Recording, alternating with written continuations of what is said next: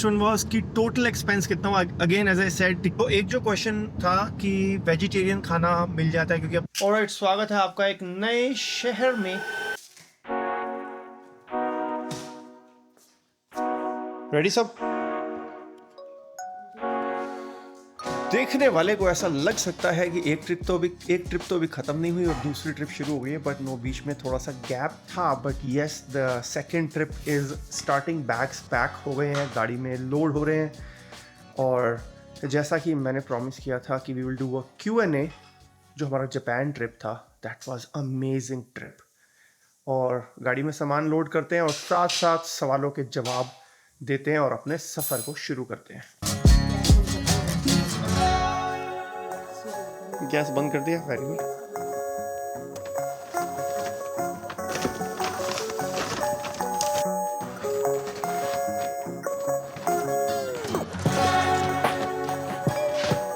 जुबान, गेम का इंतजाम कर लिया वहाँ पे खेलने के लिए।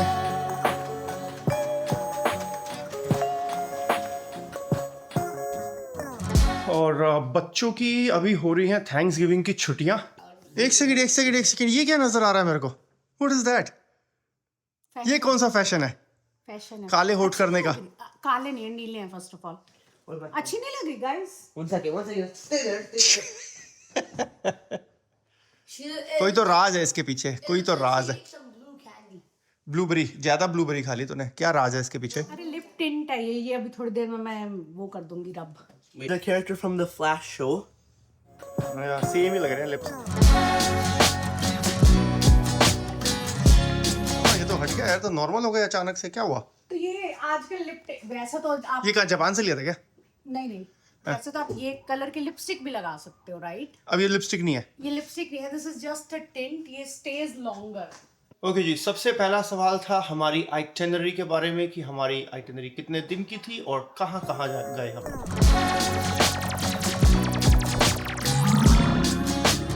सो हमारा जो ये ट्रिप था, ये था टोटल 13 डेज का, जिसमें शुरू के 4 दिन टोक्यो, 2 दिन हकोने और फिर 5 दिन के लिए ओसाका। और हम लोगों ने फ्लाई किया था टोक्यो एयरपोर्ट और वापसी भी हमारी टोक्यो की थी। यहाँ पे मैं I want give you a tip कि अगर पॉसिबल हो तो एक जगह पे आप लैंड करो और दूसरी जगह से फ्लाई करो। टोक्यो में आओ और टोक्यो से टोक्यो घूम के वगैरह ओसाका चले जाओ। वापसी ओसाका की फ़्लाइट वापसी की फ़्लाइट ओसाका से ले लो। हमारे को प्राइस का बहुत ज़्यादा डिफरेंस था, नहीं तो मैं शुरू में मैं वही चाहता था कि मुझे ऐसे हो जाए, तो उससे आपका थोड़ा टाइम भी बचता है। लोकल आप ज़्यादा एक्सप्लोर कर पाओ, क्योंकि हमारे को ऑल द वे बैक फिर ओसाका से आना पड़ा, तो एक दिन काइंड ऑफ वो वेस्ट ही हो जाता है आपका ट्रैवल में। इवन दो कि जो बुलेट ट्रेन है वो बहुत 2-2.5 घंटे में पहुंचा देती है। और अगर आप टोक्यो में रुक रहे हो तो टोक्यो में 4 दिन में मेनली जो 4-5 एरिया इनको आप अलग अलग एक्सप्लोर कर सकते हो। एक दिन में, ऐसे एक दिन में एक एरिया कर लिया। एक दिन आप चले गए शिंजूकू, काफ़ी कुछ है करने के लिए। एक दिन आप चले गए शिबुया। एक दिन आप चले गए आकीहाबरा। आकीहाबरा इज़ लाइक जो वहाँ पे एनिमे और बड़ी क्वर्की वियर्ड सी चीज़ें होती हैं वहाँ पे। लास्ट टाइम में गया था तो मैंने वो गो कार्ट करी थी वहाँ पे, आकीहाबरा में थी, वो कर सकते हो आप। फिर आकीहाबरा के पास वो टेम्पल है, काफ़ी सारे टेम्पल्स हैं, तो वो भी आप एक्सप्लोर कर सकते हो। तो 4-5 दिन में टोक्यो आप अच्छे से, 3 दिन में भी आप अच्छे से घूम सकते हो टोक्यो। और जहाँ तक रहने का सवाल है, I recommend staying close to इधर शिंजूकू का जो मेन स्टेशन है या शिबुया का मेन स्टेशन, क्योंकि आपको पब्लिक ट्रांसपोर्ट बहुत ज़्यादा काम आता है। और 5 से 7 मिनट, 10 मिनट से ज़्यादा नहीं होना चाहिए, मेरे को ऐसा लगता है, मेन मेट्रो स्टेशन से, ताकि आप जिधर जाना है जा सको, आपका टाइम एक्स्ट्रा वेस्ट नहीं होता। तो ये जो 2 स्टेशन है, शिंजूकू और शिबुया, इनके ये भी फ़ायदे हैं कि मान लो आपको एयरपोर्ट से ट्रेन लेनी है, वो भी यहीं सीधे इन्हीं जगह पे आती है। फिर उसके अलावा आपको दूसरे शहर जाना है तो भी शिंजूकू से कनेक्टिविटी बहुत अच्छी है। सो एक टिप अबाउट टोक्यो कि आपको कहीं भी लोकल घूमना हो ना, पब्लिक ट्रांसपोर्ट इज़ बेस्ट। और उसमें पब्लिक ट्रांसपोर्ट में हम लोगों ने एक गलती करी कि हमने सोचा कि पब्लिक ट्रांसपोर्ट पे काफ़ी घूमेंगे तो 3 दिन का पास ले लेते हैं। वो पास कहीं काम नहीं आता। एक तो 2-3 अलग अलग मेट्रो के कंपनीज हैं, वो एक का अगर आप ले रहे हो दूसरे पे चलता नहीं। एक है जापान रेल, उसकी अपनी ट्रेनें हैं, उसका दूसरों पे चलता नहीं, तो वो खास काम नहीं आता। बेस्ट है अगर आपके पास में आईफोन वगैरह ना, आईफोन में ही डाउनलोड हो जाता है। वहाँ पे जो कार्ड चलता है उसको बोलते हैं सुइका या पासमो, वो आईफोन में डल जाता है। उसको डालो और उसमें पैसे लोड कर लो और उसी को आईफोन को टैप करते रहो और चलाते रहो। और हमारा जो पास लिया था वो कुछ खास काम आया नहीं, वो पैसे वेस्ट गए हमारे। Then we decided to go to Hakone, क्योंकि भाई हमारे को चेंज ऑफ सीनरी चाहिए थी, थोड़ा माउंटेन हिल स्टेशन है, तो वहाँ पे हम लोग 2 दिन रुके। और फिर किसी का एक्चुअली में क्वेश्चन था कि हमारे को माउंट फूजी दिखा या नहीं दिखा। हमें नहीं दिखा माउंट फूजी, मौसम काफ़ी ख़राब था। माउंट फूजी दिखना थोड़ा मुश्किल होता है कि टोटली मौसम पे डिपेंड करता है। अब उसमें 2 चीज़ें थी, आप हकोने से भी आपको दिख सकता है या एक्चुअल माउंट फूजी में भी आप जा सकते हो। तो कई लोग वो करते हैं, वहाँ छोटी मोटी हाइक्स भी बनी हुई हैं। हमारी प्रेफरेंस ये थी कि we love actually hill station, पहाड़ों पे जाना हमें बहुत अच्छा लगता है। सो हमें था कि एक पंथ 2 काज हो जाएंगे, हकोने पे जाएंगे, व्यू नहीं भी दिखा तो एटलीस्ट हम हकोने एंजॉय करेंगे। तो इसलिए हम लोगों ने डिसाइड करके हकोने गए। और फिर हम लोग ओसाका में थे 5 दिन के लिए। उसका मेन रीज़न यही था कि जिसमें से 2 दिन की तो हमने ट्रिप्स लगाई थी, तो 1 दिन की हम लोगों ने नारा पे ट्रिप लगाई थी, जो कि बहुत फेमस है वहाँ पे अपने। ओए welcome to Virginia. Virginia is for lovers, ये हमेशा आता है वाला साइन। तो क्योटो है ना, वो थोड़ा डिफरेंट है, मतलब it's not like high rise जैसे टोक्यो तो कंक्रीट जंगल है। Kyoto is very beautiful. Kyoto में लोग 2 या 3 दिन भी रुकते हैं, हम 1 ही दिन के लिए गए थे। हमने 1 ही दिन में 2-3 चीज़ें वहाँ पे की। एक तो फुशिमी इनारी श्राइन बहुत ही फेमस है, और उसके अलावा जो एक बैम्बू गार्डन है that is also very famous. और गियोन एरिया है वहाँ पे घूमने का। 2-3 और टेम्पल है जो लास्ट टाइम मैंने किए थे। एक किनकाकुजी टेम्पल है, वो भी बहुत ब्यूटीफुल है। तो वो थोड़ी ट्रेडिशनल तरह की सिटी ज़्यादा है, तो वहाँ उसका अपना चार्म है वो। तो वो आप 2-3 दिन चाहो तो वहाँ पे घूम सकते हो। हमने 1 ही दिन दिया उसको। ओसाका में भी हम लोग रुके थे निप्पोनबाशी एरिया में, which is again very well connected. 5 minute train station and you can go anywhere you want from there. Day trips लगाना है या लोकल घूमना है। और ओसाका में भी करने को काफ़ी कुछ है। हम लोग गए थे ओसाका कैसल।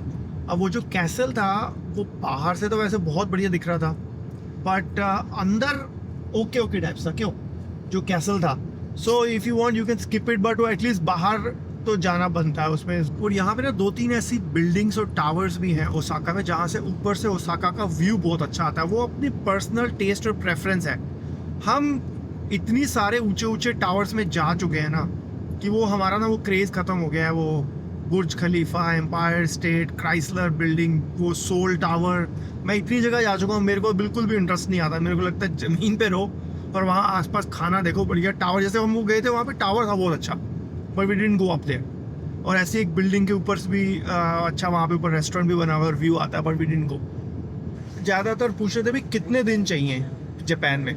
देखो अगेन ये डिपेंड करता है आप what do you want to get out of that trip.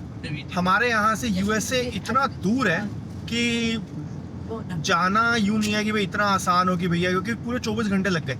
तो फिर आदमी सोचता है जब इतना लंबा सफ़र 24 घंटे जाने के 24 घंटे आने के, तो 12-15 दिन तो आपको वहाँ चाहिए अच्छे से एक्सप्लोर करने के लिए। लेकिन जाने वाले लोग ऐसे भी हैं, जैसे अभी मैं थोड़े दिन पहले एक दोस्त से बात कर रहा था, वो दिल्ली से गया था टोक्यो 3 दिन के लिए। कह रहा है यार बस मेरे को इतना ही घूमना है, तो उसका 3 दिन में काम चल गया। मेरे को अगर कोई पूछे तो मैं सोचता कि भाई मेरे को 1 हफ्ता और मिल जाता तो मैं नॉर्थ जापान भी मेरा जाने का मन था। बट बेयर मिनिमम मुझे ऐसा लगता है कि यू नीड एटलीस्ट 12-15 दिन तो आपको चाहिए ढंग से 3-4 सिटी का अलग अलग, क्योंकि हर सिटी का एक थोड़ा डिफरेंट फ्लेवर है। और एक नेक्स्ट क्वेश्चन जो कई लोगों ने पूछा हुआ था कि जापान घूमना कितना महंगा पड़ता है, कितना खर्चा आया।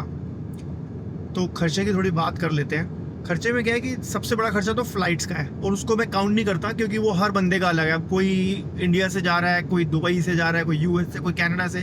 तो वो देखो टिकट सीज़न, ये वो फर्स्ट क्लास जा रहे हो, बिजनेस इकोनॉमी, वो सब वेरीज अ लॉट। तो वो अपना देख लो कि क्या होता है। मैं आपको वहाँ का बता सकता हूँ कि जापान में मेन जो एक्सपेंसेस में एक तो आपका होटल हो गया, फिर खाना पीना हो गया, लोकल अट्रैक्शंस होगी, पब्लिक ट्रांसपोर्ट, टैक्सी वगैरह। ये तो जो होटल है, जो मीडियम टाइप के जो होटल हैं, अब हमको 4 लोगों के लिए तो थोड़ा सा 4 बेड होने चाहिए उसमें, वो $150 to $200 में आपको पर नाइट का ठीक ठाक मिल जाता है टोक्यो में।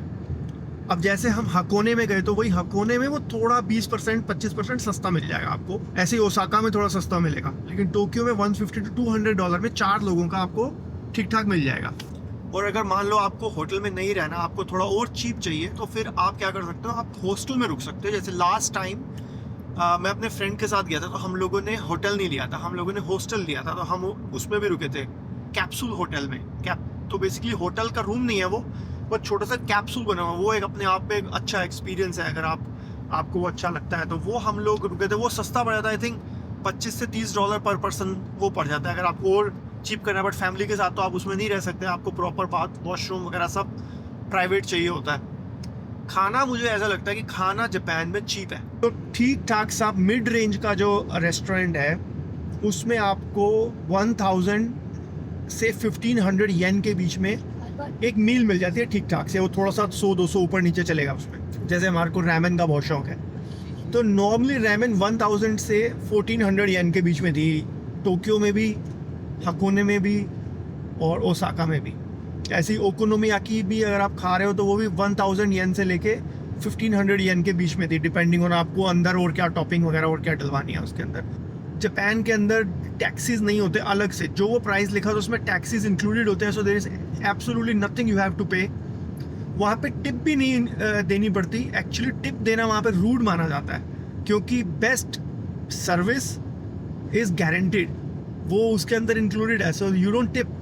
सो अगर कहीं पे लिखा हुआ है 1000 येन, सो आपको 1000 ही देने, और मोस्टली जगह पे तो आप प्रीपे करते हो। रेस्टोरेंट में अंदर जाने से पहले आप टिकट परचेज कर लेते हो और फिर अंदर जाके आप खा लेते हो, तो आपको उसके ऊपर ना टैक्स देना होता है, ना ग्रेचुटी, ना वो टिप, कुछ भी नहीं होता। So it's very cheap.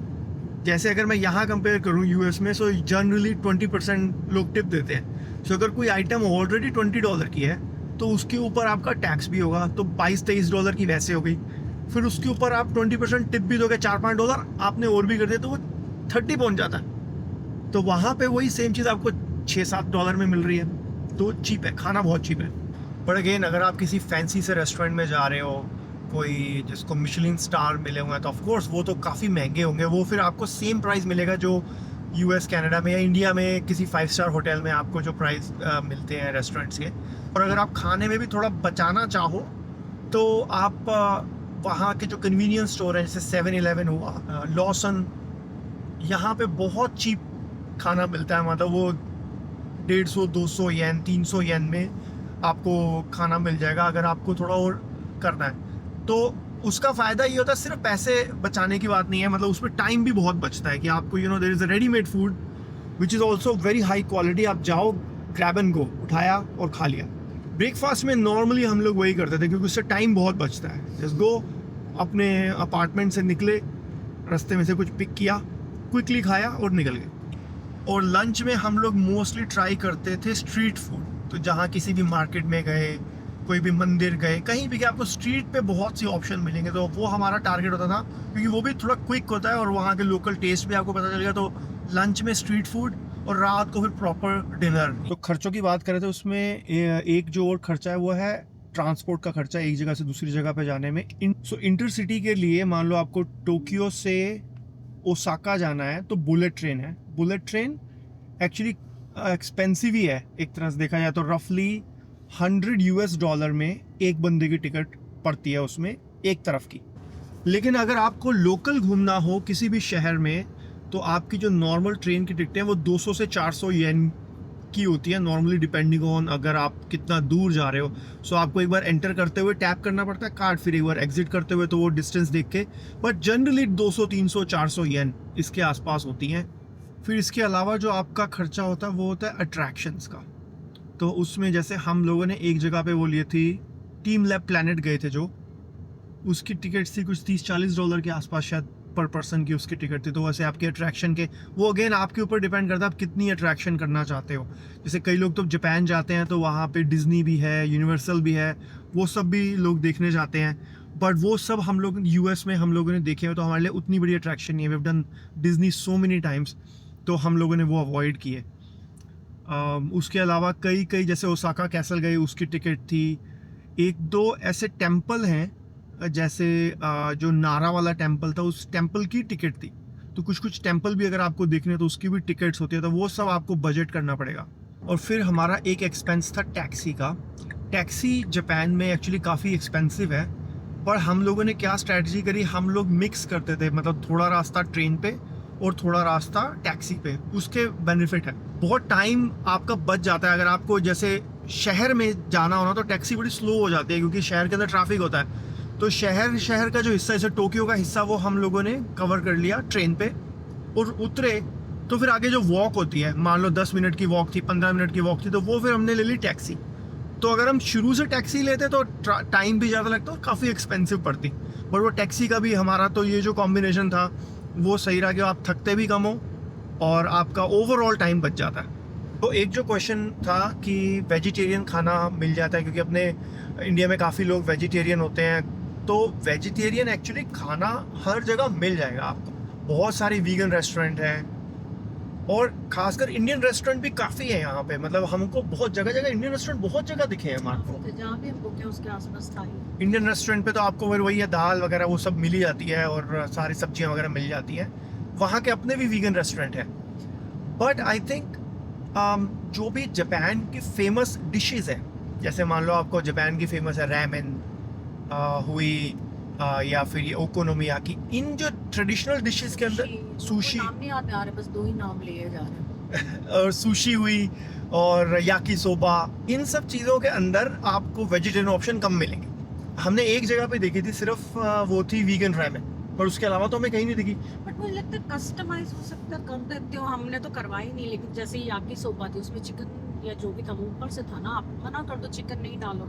But लेकिन होता है ना, आप मना कर दो ऊपर से मत डालो। बट जैसे कई लोग बहुत स्ट्रिक्ट होते हैं कि भाई जैसे रैमेन है, वो तो अपनी किचन से बाहर ही नहीं खा सकते, तो फिर वो तो फिर उनके लिए तो फिर अपार्टमेंट ही बेस्ट है। अपना जाओ और वही पैक भी करके जाओ अपना दिन का। और हाँ, या तो फिर जैसे क्योंकि कई लोग थोड़े स्ट्रिक्ट होते हैं, उस किचन का नहीं खाना हमारे को जिस किचन में बनता है। जैसे कई लोग हैं रैमेन वेजिटेरियन वो बना देंगे, बट जो ब्रॉथ डली हुई है कहीं भी नहीं मिलेगा जापान में, तो आपको कहीं भी नहीं मिलेगा जापान हाँ। में। कोई ऐसा शुद्ध शाकाहारी रेस्टोरेंट वो वाला नहीं फंडा। हाँ, वो शुद्ध वाला नहीं है। जैसे अगर आप स्ट्रिक्ट हो तो वो गारंटी नहीं ले सकते। उसके लिए गारंटी यही है कि आप अपने अपार्टमेंट में ग्रोसरी कर लो और उसी अपार्टमेंट में अपना कुक कर लो और कर लो। हम सोच के गए थे, हम चाय की पत्ती लेकर गए थे। कितने दिन बनाई है हमने चाय? 1 दिन 2 दिन 2 दिन हम लोग यहाँ से ले गए थे कि कम से कम चाय तो पियेंगे। और हमेशा हम लोग अपार्टमेंट में रुके, लेकिन 1-2 बारी हम लोगों ने चाय बनाई होगी बस। बाकी इंडियन ऑप्शन थी, बट हमने इंडियन एक बिल्कुल ट्राई नहीं किया जापान में, बिकॉज हम कोशिश करते हैं कि जिस जगह पे जा रहे हैं ना वहाँ का लोकल खाना खाओ। वो सस्ता भी होता है, वो वहीं का तो फ्लेवर आप जा ही इसलिए रहे हो कि वहाँ के आप चीज़ें ट्राई करोगे। तो we try not to eat Indian. Rarely होता है, एक आध बार कभी कोई खा लिया तो खा लिया। मतलब कोई पूछ रहा था क्या क्या शॉपिंग करी, फिर थैलियाँ तो तेरी भर भर के आई हुई थी सारी। सारा मेरा सामान नहीं था, मैंने तो मेनली स्किन केयर, दबा के स्किन केयर लिया गया है भाई। बड़े बड़े थैले 3-4 तो मैंने देखे। वैसे मैंने ज्यादा शिनाख्त करी नहीं। मैं कहना always has its own plans. क्या हुआ फिर, लाइफ का क्या प्लान हुआ? स्किन केयर खरीदा, यूज तो हाँ, नहीं कर यूज पाई। नहीं किया। थोड़ी इसको ना एलर्जी सी हो गई स्किन पे, नॉट और अब आगे हो जाए। स्किन केयर, और मतलब उससे पहले ही हो रही पहले से हो रही थी एक्चुअली। तो बट ये है कि अब ठीक है, लेकिन थोड़ा सा इसने कुछ यहाँ पे ट्रीटमेंट वगैरह ली, कुछ पता नहीं क्या हुआ यहाँ पे। पर एनीवेज तो उसको तो यूज कर सकती है। अब खराब थोड़ी हो गया था ना। करूंगी, लेकिन मतलब आप ही तो नहीं कर पाई। हाँ तो कोई नहीं, मतलब लेकिन लिया क्या क्या मेनली? फेस पैक्स, सनस्क्रीन बहुत फेमस है जापान के। हाँ, hair mask, shampoo, conditioner, eye cream, face creams. मतलब सस्ते यानी कैसे के। सस्ते? कितने एक सस्ते, मतलब कि यहाँ से काफी फर्क है, डबल का फर्क है प्राइस में। अच्छा, यहाँ भी मिल जाती है सारी चीजें। वो जापान से सब कुछ आप मंगा सकते हैं, लेकिन इट्स वही ऑलमोस्ट डबल पड़ता है। बट क्वालिटी अच्छी होती है वहाँ कैसे? बहुत कहते तो यार, अब देखो आप अच्छा, बहुत चीजें होती हैं जो बहुत चीजें ऐसी होती है जो कहते हैं, मतलब वहाँ पे पता नहीं। बाकी हम लोगों ने बहुत बड़ी वाली चीजें कोई ली नहीं, जैसे एक्सपेंसिव कोई इलेक्ट्रॉनिक्स भी नहीं लिया हम लोगों ने एक्सपेंसिव। हाँ, हम चारों ने एक घड़ी ली। टाइम अच्छी लग रही है यार वॉच तो। नहीं, इसे पहन ही रखी है। ये कौन सी थी? ये सिटीजन की कोई थी, सिटीजन की कोई कंपनी है। But this is more of a souvenir kind of. मान के चलो एक जापान का सुवेनियर है। तो हमने घड़ियां ली, कपड़े खरीदे 2-4, शर्ट्स वर्ट्स 2-4। सबसे ज्यादा शॉपिंग समक्ष ने करी है, तो वही बताएगा। सबसे हाँ, ज्यादा बच्चों ने खूब बच्चों सबसे ज्यादा शॉपिंग तूने ही करी है जापान में। ये बात मैंने और चीकू ने सबसे कम करी है। बट समक्ष ने तो अपने वो लिए काफी पोकेमोन वाले सॉफ्ट टॉयज, पोकेमोन कार्ड्स भी बहुत लिए इन्होंने। I didn't get Pokemon soft toy.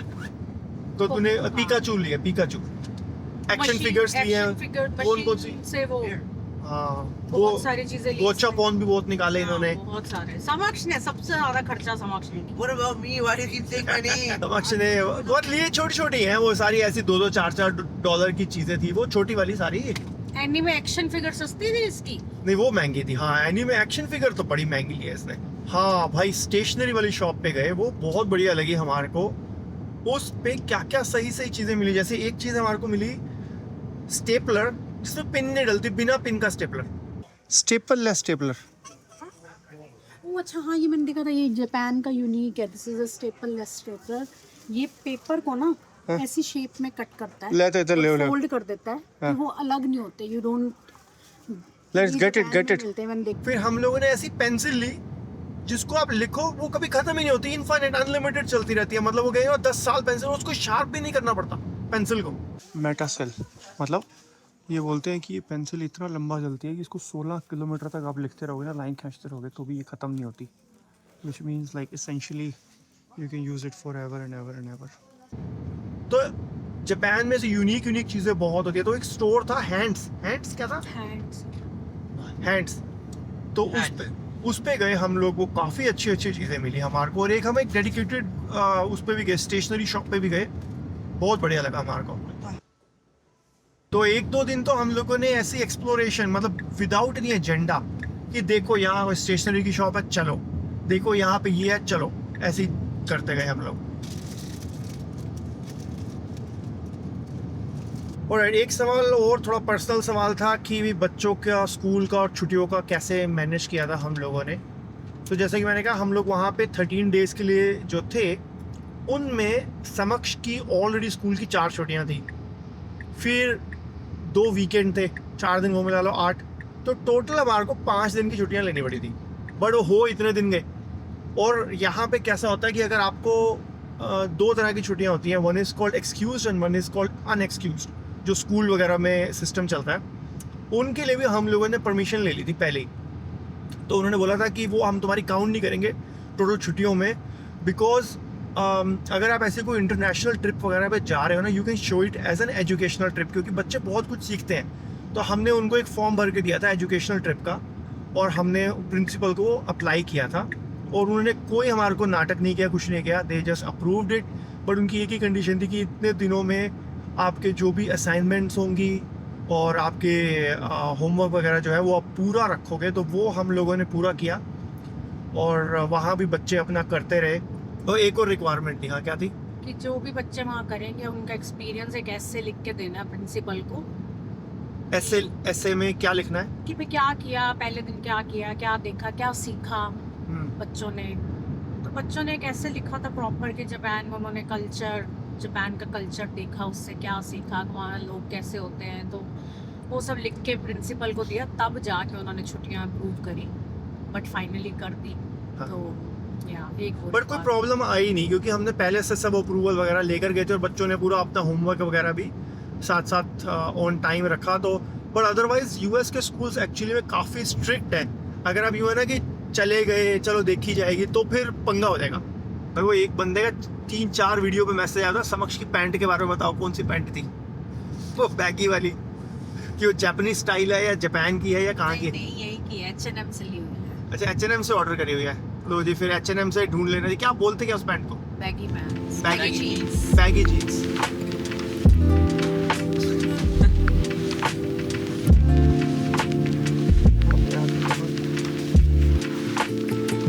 ये जो इसके नए बने हैं चार्जर, टेस्ला के V4, पहली बार कर रहा हूँ इनके ऊपर चार्ज में।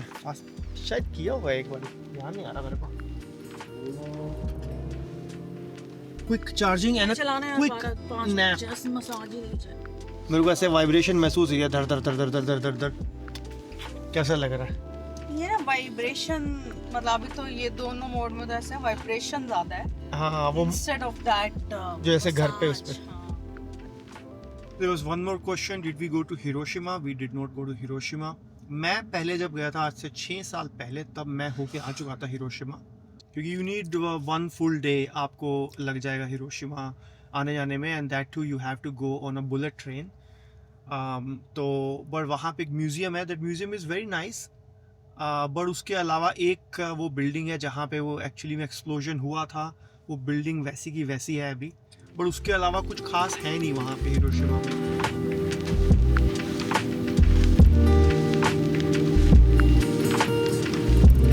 अब अगला जो है ये आई डोंट नो कमेंट है या फिर ये क्वेश्चन है, क्या है बोल रहा है, why can't Indians travel light, कि भाई मैं लोगों को देखता हूँ इंडियंस के पास बहुत सामान होता है, ये है वो है। आई डोंट नो, शायद इसलिए कि हमारा जो सामान वो खो गया था, वो एक एक्स्ट्रा उसकी वजह से। बट देखो हमारा सिंपल सा फंडा है, जैसे हम लोग यूरोप गए थे, हम लोग एक कैबिन बैग ईच लेकर गए थे हम लोगों ने सामान, क्योंकि हमारे को 12 फ्लाइटें यूरोप ट्रिप पे चेंज करनी थी, वन आफ्टर द अदर। तो हमने सोचा हमें चेक इन नहीं करना, we travelled really really light. But Japan में भी हम लोग लेके जो सामान गए थे that was very light. 2 bag तो हमारे थे वहाँ से शॉपिंग करके लाने के लिए। तो आप ये सोचो कि भाई जापान जैसी एक ऐसी कंट्री है जहाँ पे आपको शॉपिंग की बहुत अपॉर्चुनिटीज़ हैं, कुछ कुछ सामान वहाँ पे सस्ता भी मिलता है और कोई यूनिक सामान मिलता है। So even though we travel very light, we had extra luggage with, क्योंकि हमारे पास लगेज है, एयरलाइन भी दे रही है, तो ज़रूरी है कि जापान से ही जाके बैग खरीदने हैं, अपने 2 बैग एक्स्ट्रा यहीं से ले जाओ। तो काइंड ऑफ खाली खाली बैग थे, मतलब 20% भरे हुए थे हमारे बैग, बट वो वापस आते हुए पूरे भर के लाए हैं। नेक्स्ट वन वाज कि टोटल एक्सपेंस कितना हुआ। अगेन एज आई सेड, टिकटों को हटा दो क्योंकि टिकटें हर बंदे की पर्सनल सिचुएशन पर डिपेंड करती हैं कहाँ से जा रहे हो। बट वी और हमने स्पेंड किया रफली 8 to 9,000, मुझे एग्जैक्ट नहीं पता, मोटा मोटा। और हम जो है ना, हम काइंड ऑफ मान लो कि बजट ट्रैवलर भी नहीं है, बट बजट से थोड़ा सा एक लेवल ऊपर मान लो। और हम लेविश भी नहीं करते, क्योंकि हम लेविश इसलिए नहीं करते क्योंकि हमारे को बड़ी सारी ट्रिप करनी होती है। हम कभी भी एक ट्रिप पे लग्जरी वाला वो नहीं करते कि अच्छा बेस्ट रेस्टोरेंट में खाओ, बेस्ट होटल में जाके रुको। वी डोंट डू इट, क्योंकि सारे पैसे आप अदरवाइज एक ही में उड़ा दोगे यार। मतलब हमें लगता है कि साल में और ट्रिप्स चलती रहनी चाहिए, तो जो बजट में मतलब बिल्कुल बेसिक भी नहीं होना चाहिए, और उससे जस्ट एक लेवल ऊपर।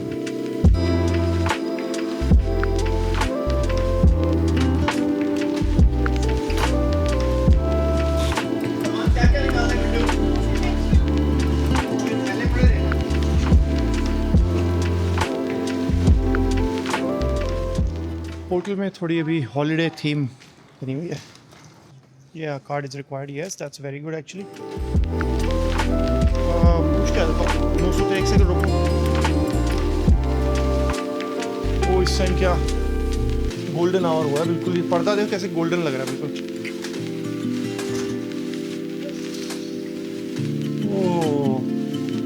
We just reached before sunset and that's our